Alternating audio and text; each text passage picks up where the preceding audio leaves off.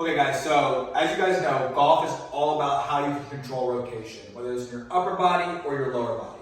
So these three movements that I'm gonna go over are very simple movements that you can do to start working on full body rotation, okay? We don't need to dissociate yet, but just having a good understanding of full body rotation is gonna allow you to be more consistent in your golf swing and gain more distance off the tee, all right?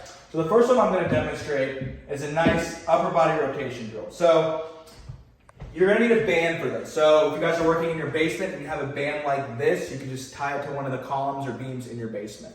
Or if you're at the gym, tie it up to the squat rack, okay?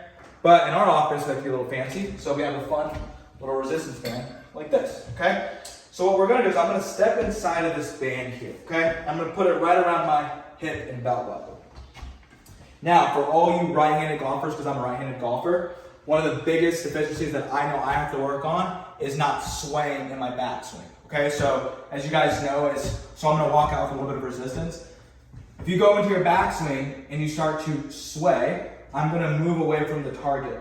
So now you can see my center of mass is a little bit off from where the ball is, and I'm either going to shank the shot or I'm gonna lose a lot of distance and power. And that's not gonna allow me to be very consistent. So again, guys, have a little bit of resistance. The band is trying to pull you this way and you're resisting. From there, you're gonna slowly start to allow that torso to start to rotate as if you're going into your backswing, okay? And you should feel a lot of your hips working a little bit to oppose you pulling this way, and then you come back out, and then right back in.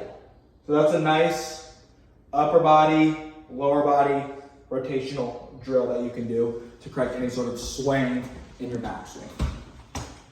The next one that you can work on. So a lot of the time, what we'll see with a lot of our golfers is they're very stiff in their upper body. And when they're very stiff in their upper body, they don't get a lot of width in their backswing. So what starts to look like is this, okay? But what we want to be is here, okay? I want to create some nice width and height in my backswing. So what you can do is, if you're at the gym, grab a med ball, a little bit of weight, a little bit of resistance. If not, no big deal, you can grab your golf club. So from here, what you're going to want to do is like you're shoveling snow over your head. You want to let your body rotate and create some more width in your backswing. So I like warming up like this with a golf club as well, but if you're at the gym, you can go into with a med ball as well. The last one, we can kind of start to incorporate a little bit of balance. So many of our golfers that come into our office struggle with balance. If you struggle with balance, you're not going to be very consistent in your golf swing. And the name of the game for golf is being as consistent as possible. All right? So there's two ways you can do this to kind of challenge yourself. The first way, I'll go from the side.